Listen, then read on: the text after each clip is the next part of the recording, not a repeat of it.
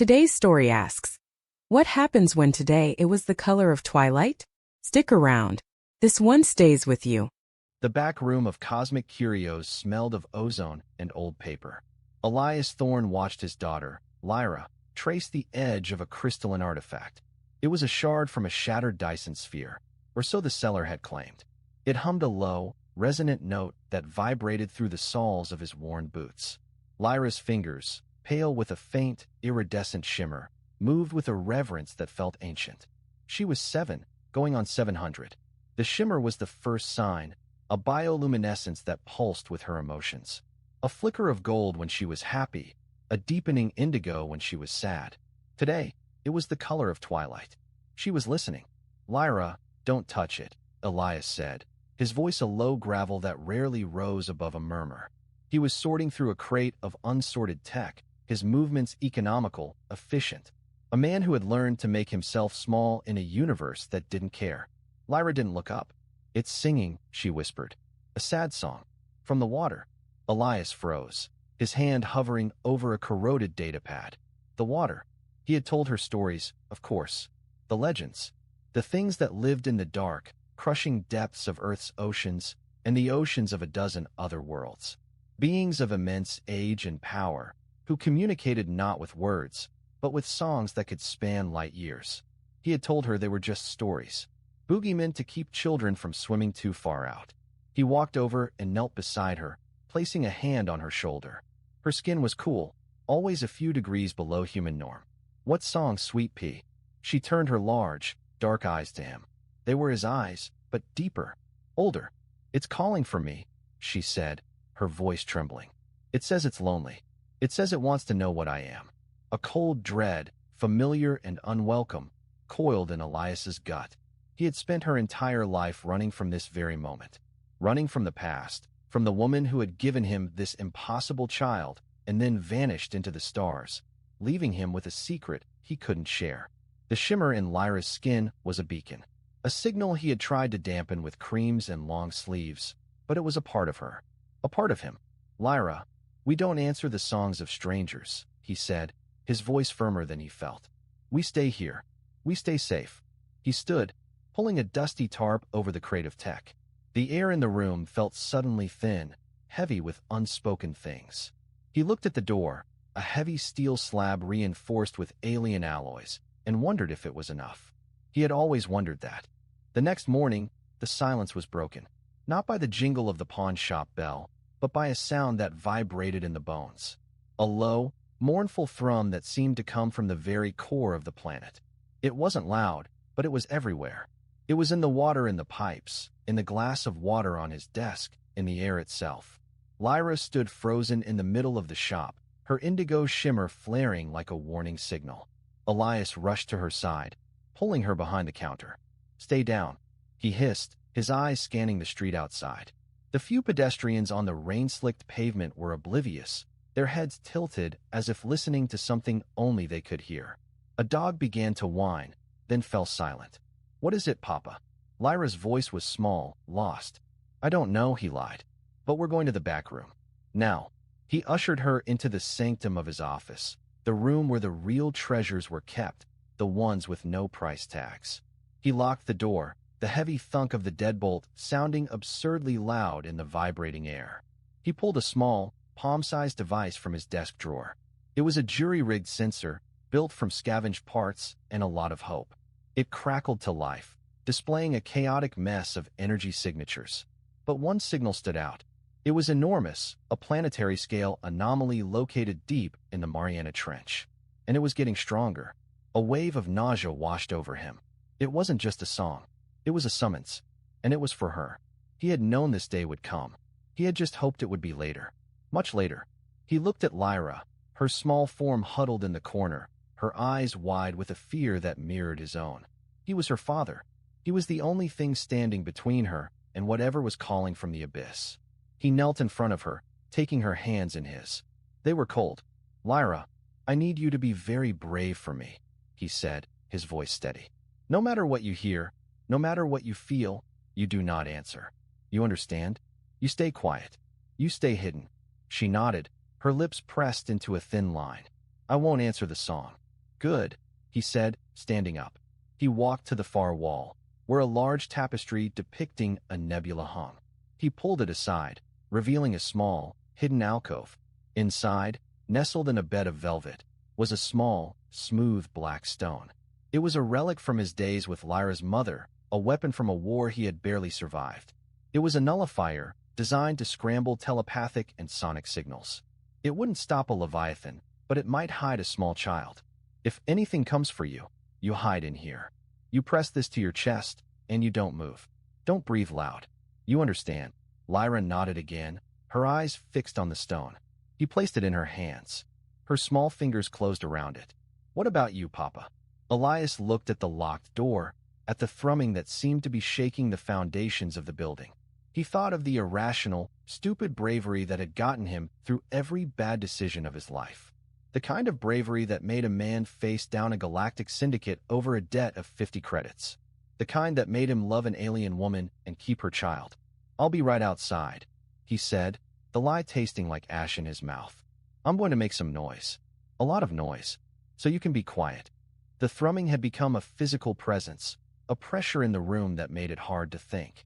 Elias stood behind the reinforced door of the back room, his hand on the pistol holstered at his hip.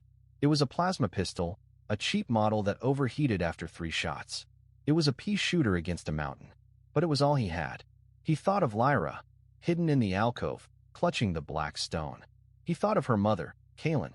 She had been a xenobiologist, a scholar of the deep. She had told him about the Leviathans, the Chthonians, as she called them. They were not malevolent, she had said. They were simply vast, ancient, and incomprehensible. Their songs were not meant for beings like humans or her own people. They were a form of geology, a way of shaping reality across cosmic distances. But a resonance could occur, a rare genetic quirk, a soul that could hear the song and answer back. That was what Lyra was, a living answer. And the Chthonians, for reasons Kaelin never fully explained, were terrified of such answers. They didn't kill them. They silenced them, permanently, by dragging them into the depths, into the crushing dark, to be absorbed, to become part of the song itself. A fate worse than death. The door to the shop groaned. Steel screamed under immense pressure. Elias braced himself, the pistol a cold, heavy weight in his hand. The thrumming stopped. The silence that followed was more terrifying than the noise. It was the quiet before the void. Then, the door buckled. Not inward, but outward. The steel plating peeled back like foil, revealing not an alien soldier, but a swirling vortex of darkness and pressure. It wasn't a being. It was a tear in the world, a localized gravity well that bent light and sound around it. From its center, a voice, not in his ears but in his mind, a chorus of 1 billion screaming voices, spoke a single word. Lyra. It was not a request. It was a fact, a command. The air in the shop grew thick, the pressure mounting. Elias felt his bones groan. He was going to be crushed. He thought of Lyra, hidden and quiet. He thought of the black stone, a useless trinket against this power. He thought of Kaelin, and the look in her eyes when she had left him. She had known this would happen. She had trusted him to stop it. The vortex pulsed, and a tendril of pure, inky darkness snaked out of the tier, slithering across the floor toward the back room. It was a probe, seeking the resonance. It was going to find her. Elias did the only thing he could think of. He stepped into the vortex's path. He raised his pistol. He aimed not at the tendril, but at the tier itself, at the chaotic heart of the phenomenon. He pulled the trigger. The plasma bolt flashed, a brilliant blue streak that vanished into the darkness without a trace. It was like throwing a pebble at a hurricane. The tendril kept coming, undeterred. The vortex pulsed again, and the voice in his mind grew louder, more demanding. Lyra, bring her to the song. Elias dropped the pistol. It was useless. He was useless. He was a man with a pea shooter facing a cosmic ocean. He looked at the tendril, then at the backroom door. He thought of Lyra's small, hidden form. He thought of the irrational, stupid bravery that was his only inheritance. He walked toward the tendril. The tendril of darkness was not solid. It was a current of pure force, a physical manifestation of gravity and pressure. As Elias walked toward it, the air grew thick as tar, and the floor seemed to fall away beneath his feet. He had to fight against an invisible current, planting his boots and straining forward, inch by agonizing inch. The voice in his mind was a physical blow, a pressure that sought to crush his thoughts into a single, terrified point. He focused on one thing, the image of Lyra, hidden, waiting. He reached the tendril. It was not cold. It was the absence of temperature, the absolute zero of space. It wrapped around his ankle, not with malice, but with the inevitability of a tide. It began to pull. He was lifted off his feet, his body dragged toward the vortex in the doorway. He saw the shop around him distort, the shelves of alien curios bending and warping like heat haze. The jingle of the bell became a distant, mournful chime. He was being pulled into the tear. He saw stars, not in the sky, but swirling in the vortex itself, dying suns and nascent nebulae caught in a gravitational maelstrom. He saw faces in the chaos, fleeting impressions of alien eyes and vast, non-Euclidean shapes. The Chthonians were not just singers, they were singers of reality itself, and they wanted his daughter to join their chorus. He was halfway through the doorway now, his body horizontal, being sucked into the abyss. The tendril constricted around his torso, squeezing the air from his lungs. He could feel his ribs creaking. He thought of the black stone in Lyra's hands. He thought of the nullifier field it was supposed to create. It was a weak field, a bubble of silence in a storm of sound. But it was all she had. And then he understood. The nullifier didn't just block sound. It blocked resonance. It created a pocket of wrongness in the fabric of the Chthonian song.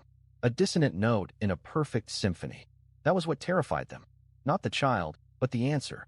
The unpredictable, chaotic, irrational element that their perfect cosmic song could not account for. He was being pulled faster now. The vortex was claiming him. He had one chance. One stupid, impossible chance. He reached into his pocket, his fingers fumbling for the small, smooth black stone he had given Lyra. But he didn't have it. He had given it to her. He had nothing left. He was just a man, being erased by a cosmic ocean. The tendril pulled him the rest of the way through the doorway. He was in the vortex now, surrounded by the chaos. The pressure was immense, and the voice was a scream. He was going to die. He was going to be silenced. And Lyra would be next. He closed his eyes. He thought of Lyra's laughter, a sound like wind chimes. He thought of the feel of her hand in his.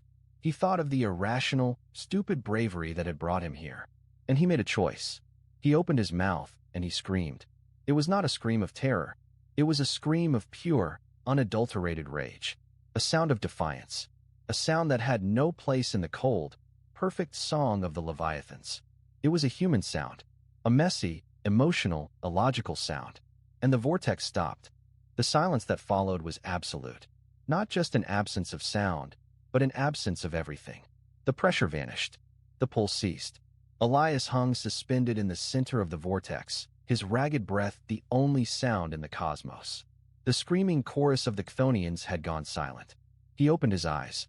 The vortex was still there, a swirling tear in reality, but it was different. It was no longer pulling him in. It was watching him. The stars within it seemed to have dimmed, as if the vortex itself had taken a step back. The voice was gone, replaced by a profound, echoing quiet that felt more alien than any scream. He was still being held by the tendril of darkness, but it was no longer constricting. It was a loose, almost casual grip. He looked down at his hands, clenched into fists. He had screamed. A human scream. It was the most irrational thing he had ever done. And it had worked. It had disrupted the song.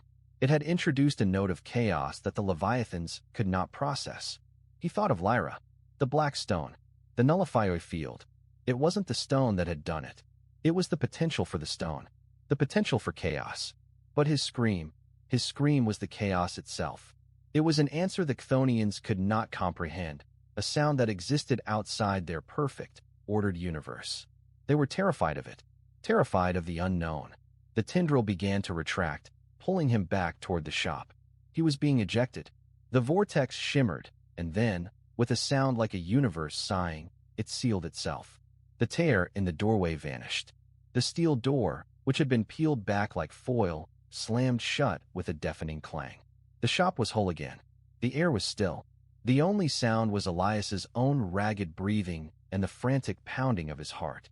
He fell to the floor, his body trembling with adrenaline and exhaustion.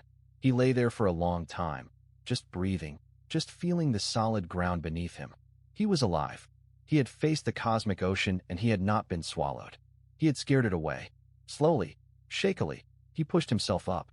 He walked to the back room door and unlocked it. Lyra was still in the alcove, clutching the black stone, her small body rigid. Her shimmer was a deep, terrified indigo. "Papa," she whispered, her voice cracking. "It's okay," he said, his own voice hoarse. "It's over. They're gone." He knelt and pulled her into a hug. She was trembling, but she clung to him. He held her tight, burying his face in her hair, which smelled of dust and ozone and something else, something starlight and salt. He had done it. He had protected her. He had won. But as he held her, a cold dread began to seep back into his heart. He had won this round. But the Leviathans were still out there. In the dark. In the water. They had found her. They knew what she was. And they would be back. He had bought time, but he hadn't solved the problem. He was still a man in a pawn shop, protecting a child from a cosmic ocean. And the tide was coming. The next 3 days passed in a state of tense, watchful quiet. Elias had reinforced the door to the back room with steel plates and magnetic locks. He had jury-rigged a sonic dampener around the shop, a crude device that emitted a low-frequency hum designed to disrupt long-range communication. He had even stocked up on food and water, creating a small fortress in the heart of the city. Lyra was quiet, her shimmer a constant, subdued indigo. She would sit for hours, tracing patterns on the floor with her finger, listening to a silence that only she could hear. On the 4th day, a man walked into the shop. He was tall and thin, with skin the color of polished obsidian and eyes that seemed to hold a galaxy of their own. He wore a simple, gray tunic and moved with an unsettling grace. He was a Kalan, one of Lyra's mother's people. A scholar. His name was Jor-El. Elias's hand went to the pistol under the counter. "We're closed," he said, his voice flat. The Kalan's eyes, a swirling mix of violet and gold, settled on Lyra, who was hiding behind a stack of crates. He gave a small, almost imperceptible nod. "Elias Thorne, I have been looking for you." "For her. How did you find us?" Elias asked, his knuckles white on the counter. "The song was disrupted," Jor-El said, his voice calm and melodic. A dissonant note. "It is significant. I am here to offer help." "I don't need help from your people," Elias spat. "Your people left her here. Left me here." "We did not know," Jor-El said, taking a step forward.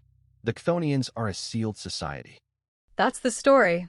Don't forget to subscribe to Omni-Fi so you never miss another tale.